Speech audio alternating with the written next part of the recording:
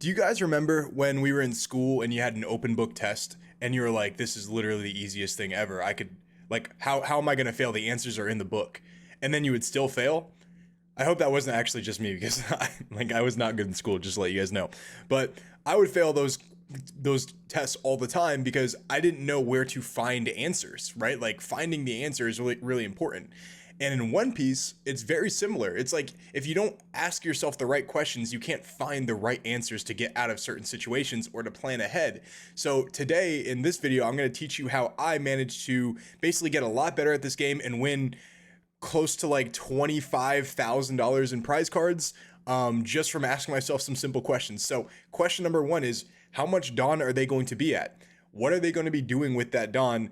And what am I going to do in response to that, to what they're going to do? So that's like a three-part question technically, but it starts with, how much Dawn are they going to be at? So for example, if I'm playing against Katakuri, for 10 Dawn, I know for a fact they're going to be, playing 10 cost Big Mom, more than likely, right? If I'm playing against Gecko Moria, I know for 8 Dawn, they're probably going to play Gecko Moria, right? Or Sakazuki, they're probably going to play Gecko Moria. Against Red Purple Law on their 4 Dawn turn, they're probably going to play a body, use their leader effect, play another body, right? It's super simple, right? So, like how, like the first answer or the first question you ask yourself is, how much Dawn do they have, right? And what are they going to be doing with that Dawn, right? So like if I see that they have 4 Dawn and I know what they're going to be doing with that Dawn, what am I going to do in response to that? Now, this can also come up in the early mulligan, or in the early game too, whenever you're deciding your mulligan, is like you understand, okay, my opponent's going 2, 4, 6, 8, 10. They're on the odd or the even curve. What do I have that can combat what they're going to do on their even curve? So if I'm playing against, like I said, Red Purple Law, and on their 4 Dawn turn, which is their second turn, they're going to have 2 4-cost bodies on the board. How do I go ahead and get out of that? I need a mulligan for like a Gadatsu. I need a mulligan for, I don't know, a Reject. I need a mulligan for a Houndblaze. I need a mulligan for a Murakuma Sword. All of these cards can help you, right? And that's obviously that's the mulligan, right? But like in the middle parts of the game, sometimes you're like, okay, I don't have the answer for this character that they're gonna play. I don't have an answer for Gecko Moria against Sakazuki, for example. I'm gonna go really aggro at their life to prevent them from playing Gecko Moria. There are 2 mirror matches I played where I was so aggro with my Hound Blazes that they were at either 1 life or 0 life, and they couldn't actually play Gecko Moria to the best of their ability because they would have to play like Gecko Moria and then like get like a blocker. And obviously if I had like any type of removal, they were pretty much just dead. So like that's kind of how you can kind of like navigate those situations right there. So the next question is, do I even have to respond to that? So for example, if you're playing against, let's say okay, this is actually a perfect example. Back in set 1, way back in the day when, Christopher Columbus, sailed the ocean blue in 1492, there was a thing called Kaido, right? And I know no one plays Kaido these days except for real G's, but I unfortunately was not playing Kaido. I was playing Captain Kidd because I was trying to be a meta slave and figure out if I was even good at the game, and switch from Blurple Croc. And what happened was Kaido would have a 10 cost Kaido, which basically wiped the entire board, which is, especially in set 1, a really good card. And obviously, the next turn they can hit you with the kill shot, which is 7 Dawn on their leader, attack, trash your last life, and then attack for 12k with the Kaido, right? And once that Kaido came out, the only way to kill that Kaido was with another Kaido, right? So like it was really, really, really scary. And what we did with Captain Kidd was we put the Kaido at either 1 or 0 life, the purple Kaido leader, because if they dropped the Kaido, you're like, okay, I don't need to respond to the Kaido because I'm just going to kill you, right? There are plenty of situations where like your opponent might have a really scary board. They might have like 2 Big Moms, right? But if you have Rebecca, Sabo, and they have 2 life and they can't Amaru you, like there's like the Big Moms aren't scary, right? If you're at 5 life and they drop a 9 cost Kaido, that 9 cost Kaido is not really doing anything. It's gonna kill a body once per turn, but it's not really like pressuring you like it would at the end of the game when you have like 1 life. That Kaido is gonna be really scary. So That and there's another thing too is like, you know, if you have to respond to that, sometimes like I said, you can just chump block, right? You can just block things with Rebecca or Sabo or Borsellino or just, you know, Sanji, Brule, any of these blockers, so you're not really worried about these big characters right here. But also sometimes you can just kind of like kill them, right? You can kind of put a lot of pressure on their life and end the game earlier than you normally would, because if you don't have an answer for, you know, a bunch of big characters, you can't let the game prolong for as long as it normally would if they drop them, right? So, you know, if you need to basically get to that point where you need to like put a lot of pressure on them because you don't have answers, then you need to start, you know, figuring out how to efficiently attack and what characters to play to help you go for game the next turn. So for example, like, you know, the best, you know, if you need to kill somebody the next turn, instead of playing a Doflamingo, you know, a 10 cost Doflamingo, why not play the 9 cost triple attack Zoro? You know what I'm saying? Like if that card sticks, you're most likely going to kill them. You attack for like 17 like 3 times. Like that card's absolutely ridiculously good, right? It's just things like that that like set yourself up to win the game, because not every game you're going to have the answers for every single card, so you need to start playing around what you have. I did an interview with Cody Angeloff, and he was telling me that you know, like he was telling me that he just plays to his outs. You know what I'm saying? Like if he doesn't have Gecko, then he plays a different way. If he doesn't have Houndblaze, he plays a different way. And of course, this is all great in theory. Sometimes it doesn't work, and that's okay. Like if you guys ever seen The Office, you remember when Dwight was talking to Ryan? He's like, not everything's a lesson. Sometimes you just fail. Like sometimes you just lose, bro, and like you can't really learn anything from it. But this, like in most situations, you can. So that's that.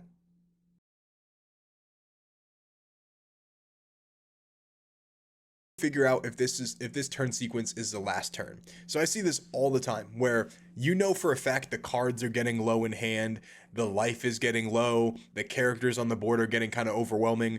There has like that's reading board state, right? Like that's reading game state actually. And you're looking at the board, the hand, the trash, the life. And you're like, damn, this game cannot go much longer. Like there is no way I'm gonna survive in 2 turns. There's no way that he's gonna survive in 2 turns. How do I start like kind of closing out the game? And what a lot of people do is like they will counter out of life that there's no point of countering out of, or they will like save characters that there's no point, or I guess not saving characters because that kind of helps with the end game, but they'll counter out of life that they shouldn't counter out of. So for example, you know, like if you are I guess the right way to say this is let's say that your opponent has 2 attacks, right? And you have 2 life. And they have no rush characters, right? Let's say you're playing against like Sakazuki. I know you guys are like rush Usopp, rush Usopp. Bro, actually Chris from the Small Hat Crew, they got pretty tilted. They got rush Usopp for game. That was actually like at Nats. That was actually so funny, bro. Shout out to Chris. But yeah, if your opponent, like let's say you just there's no possible way of you dying. And you know it's the last turn, right? If you don't kill him, then you're dead next turn too, right? Why not take that 2 life to try to trigger into something, try to find your answers, try to find a Houndblaze, try to find an Amaru, try to find a Reject, try to find a Backlight, try to find a Izo, a Paradise Tatsuka, a Hody Jones, anything. Just take all of the life, because there's no possible way if you're going to survive the next turn. Like if you're not going to like if the game's not going on for much longer, what's the difference between you being at 2 life and you being at 0 life if you're just going to die either way? You know, you might as well just take the life and then try to find your answers. I see so many people like counter out of like multiple attacks when they know they have to go for game the next turn. It's like, why not at least try to get lucky? Like try to trigger Great Eruption and make them get rid of a counter or something like that. You know, try to trigger an Ice Age, pop a blocker, pop a you know, a Brule blocker. Like that would be so sick, right? That's a huge thing in the game. Like I see so many people countering and like they're basically wasting cards in their hand, and like wasting their like potentially like an even better chance at lethal because they're not taking their life at the end of the game when they know the game's over. So that is question number 3, 4, something like that. Next, we should talk about the game inside of the game. This is reading body language, seeing what your opponent discards off Sabo, discards off Sakazuki's leader effect. We'll talk about the rest in a second, but I guess we'll start with those. Sorry, my throat is getting all scratchy, but so I guess we'll talk about reading body language first, right? I can't tell you how many times I've seen people like snap take life like when they know they're in a bad position, right? Like let's say they have like 5 cards in hand and I attack 5 and they instantly take it, right? There's only 2 scenarios where they do that. One is when they're like they know 100% that they can live, or two, they know 100% that they are going to, they're like, they don't have the counter. And a lot of times, if they don't have the counter, their body language is going to really reflect it. Now, in online tournaments, this is not nearly going to be as relevant because you can't really see what they're doing. But in tournaments, I can't tell you how many times I've seen people slouching down and their hands over their face and like this just like taking life, and like they're sighing, they're breathing heavily, they're like frustrated, they're like scratching their head. That's a huge tell. And I can't tell, bro. I can tell you right now from playing. I've probably played card games for 15 years, like on and off. I would say, like, I'm 25, so actually I would probably say like 18 years, like on and off. And I can't tell you how many times people will literally do that, bro, and like they won't even realize it. I would say 85% of the player base will give you massive tells as to if they don't have counter, if they don't have like anything good in their hand by the way that they act like sitting across from you, and that'll give you a lot of knowledge. So just like be on the lookout for that, right? Even like I guess like the best players aren't really going to do that, but if you're like trying to get to like the point of like you're getting into the top 64, like I would say people in the top 64 probably do that. But once you start getting into like, playing against people that get regularly like top 16, they don't normally do that. But obviously the top 16 is like the 1% of the world, right? It's literally like less than 1% of the tournament. So like getting to that like 98, 99 percentile, you're going to be playing against a lot of people that have massive tells. And one thing I pride myself, actually my buddies in at my locals, shout out to who said that? Was it Preston? I think it was Preston. Shout out Preston, Arm Day. He was like, bro, your poker face is so good, bro. And I was like, cause like, bro, I knew I was dead when he was swinging with Yamato one time, the green yellow Yamato. And I was like, bro, I was literally a stoic, bro. Like he was like debating like how many, like he was debating swinging like 9 or 11K at my life. I literally only had like 3K in counter. So like I was dead either way, but I was looking at him dead in the eyes, like soul to soul, like waiting for him to attack me. And then I was gonna laugh and be like, "Oh yeah, I'm dead anyway." But like he was like, "Dog, I was thinking about playing a blocker or something." Like the way you were so stoic about it, the way you were so straight faced. That's a huge thing. Like you can literally get people so nervous because like you're so calm when you know you're about to die. Like you guys ever seen what is it, The Departed, where Leonardo DiCaprio is like my hands steady, like straight up, like that really could be something that could actually win the game. Like I've had so many people throw the game away because they just like you know what I'm saying, they just just they get so nervous that they either don't attack for game or they do attack for game when they know they shouldn't because they don't think they can survive. Like they don't like they get nervous playing against you because like let's say you're a well-known player or something like that. People do that all the time. So if you can be calm under pressure like that, that's huge. Next, discards off Sabo, discards off Sakazuki leader effect. So huge thing. Discards off Sabo tell you, because they have to give you a pair of cards, right? 2 cards. So if they discard like a Hina and like a Houndblaze, you should probably realize that like it depends on the situation, right? If they have a Hina, if they discard Hina and Houndblaze, then it's probably because they need to survive the next turn and they like have to keep all the counter in their hand. Or, if they don't need to survive next turn, they probably already have other Houndblazes or like other plays that are going to remove your body. So like let's say like Gecko Moria into like the Murakuma sword play, right? Like that could be a thing that you could do off Sabo, right?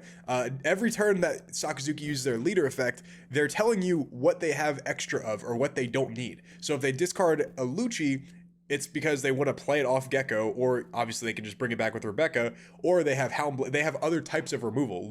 You don't discard Lucci.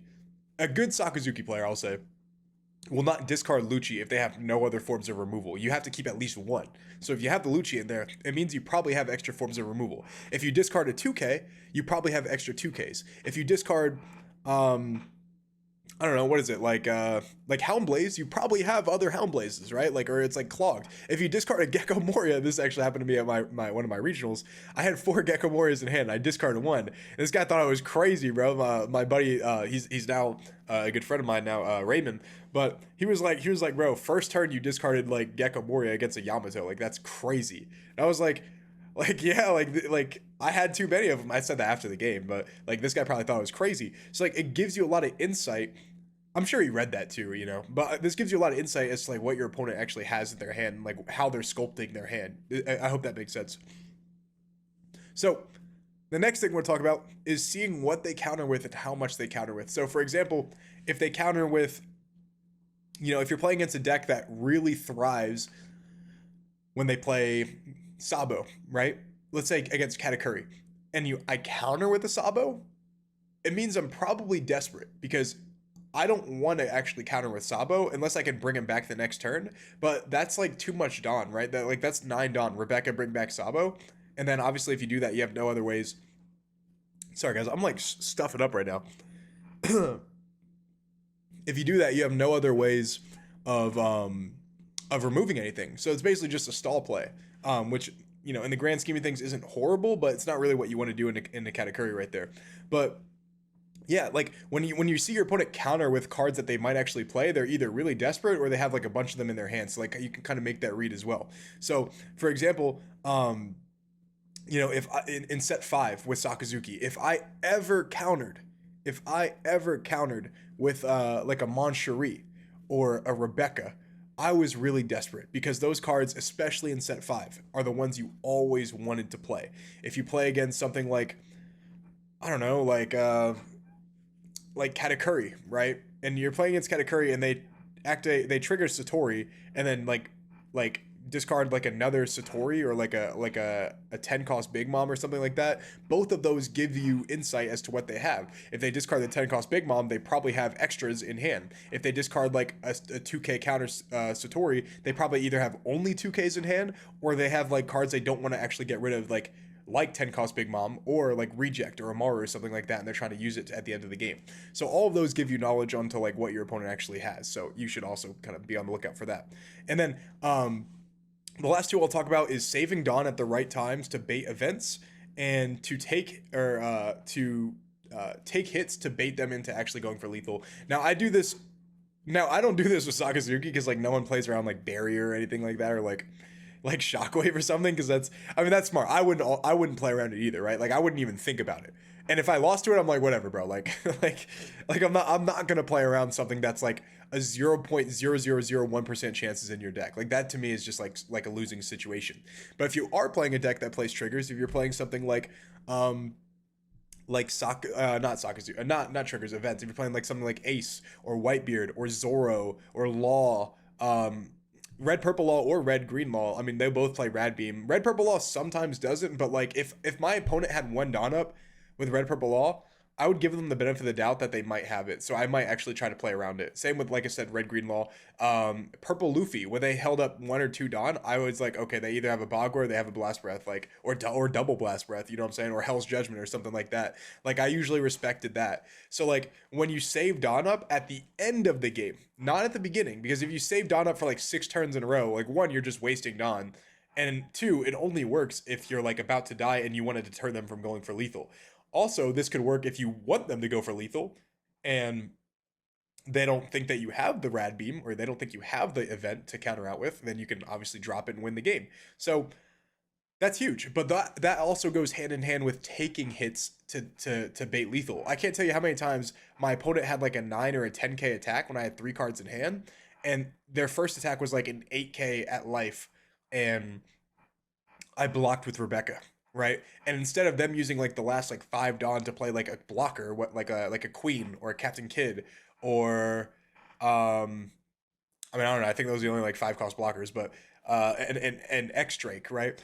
Instead of that, I wanted them to put 5 Dawn on like a character and attack for like 10k. If I only had 3 cards in hand, they're all 2ks, because I'd much rather at that point at the end of the game, I'd much rather me get rid of every card in my hand and them not have a blocker to prevent me from going for lethal, than for them to for me to basically counter out of one attack, then be like, oh, I can't go for game, I'm gonna play this blocker. Now it's a lot harder for me to go for lethal on the crackback. So that's a huge thing that I baited people into doing a lot. Over the weekend in Arlington, I think I did that twice. Is where I baited my opponent when I had like I play extra 2Ks in my Sakazuki deck, so like I would bait my opponent into going for lethal um when they had like a good chance of actually killing me. Like for example, like statistically, if I only have 3 or 4 cards in hand and they attack for like a 12k, right? Like, well, I guess like an 11k, and I have 4 cards in hand. That's their last attack. Realistically, I have to have wait, I'm sorry if I did the math right. If they're attacking for 11k and I have 4 cards in hand, realistically, I have to have 4 2ks, right, to get out of that. And if they attack for 12k instead of playing like, I don't know, Sabo and, brand new Sabo, brand new search for 2k Sabo, cycle, I'd much rather them go for lethal and then not play the blocker. So I don't know if that exact situation came up, but I know for a fact over the weekend I baited like a Katakuri for going for game. I baited like what is it called? A rage, not a Reiju, a Sakazuki for going for game, because I was like, okay, like I'm running out of cards, but like I don't have the Hound Blaze to actually deal with them if they play like a blocker or like a Rebecca or a Sabo or a Borsalino. So I'm gonna bait them into going for game. Sometimes it works out for them, sometimes it doesn't. It's the risk you're gonna have to take. Um, but yeah, that's pretty much everything that I use, all the questions I ask myself, all the strategies I do to basically get to the top tables. Now, I'm just now beginning really in this game. Like I, for a long time, I didn't even get to play in my first tournament, like my first major tournament, until set 3, in which I was playing Zoro, which like just I played Zoro for one tournament. I really didn't like it. I played 2 tournaments with Law, Red Greed Law, and my luck was just horrible, bro. I kept running into like Ace and Rebecca and like Zoro with like Fire Fist and Vista, and it was just not good. And of course, like you could win some of those games, but when you run into multiple of them, it's a lot harder. Um, but now that since set 4, when is when I started playing Crocodile, like I said, I was able to really like become a lot better at the game. One, like building better decks, you know what I'm saying? Like building decks that are like not auto losses into like certain cards in the game, certain matchups in the game. But two, um, damn, I actually forgot what I was gonna say. Oh yeah, but two, I've been dude, I was like, bro, like that's so anticlimactic. But no, so two is just taking like using these tips, right? Like using these tips to like really help me like propel my game. And the tournaments that I've played since set 4, I think I've only played in like 5 or 6 of them. Like, because like they're so hard to get into. They either have wait lists filled up, or they're in-person events, which you don't really have the money to travel to all the time, or there's no wait list. You know what I'm saying? So I've only been in like 5 or 6 tournaments since set 4, like major tournaments, and I've gotten a top in 4 of them.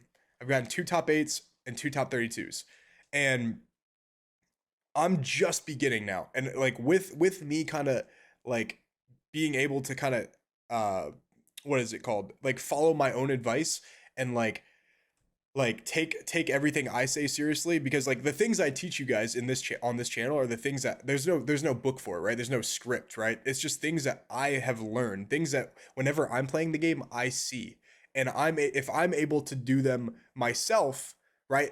That means you guys are able to do it to do it too, because it's not like I'm like holding anything back from you guys. It's literally just everything I tell you guys, all the the commentary I make, all the reads that I make, it's literally exactly what I'm thinking, right? I'm not reading it from like a manual or anything. So, if you guys follow these tips and you play well and you concentrate, you will be able to you'll be able to earn your serial card, right? You'll be able to earn your Nats invite. You'll be able to earn, a treasure cup, not treasure cup, a regional kid, like his top 64 card, treasure cup Kobe. That's really cool, dude, and I'm rooting for all of you guys to do so. If you guys haven't checked out my website, it's moonlighttcg.com, and I'm really hoping that you guys check it out. There's weekly tournaments on there. There are what is it called, tournament results on there. There is a shop where you can buy playmats.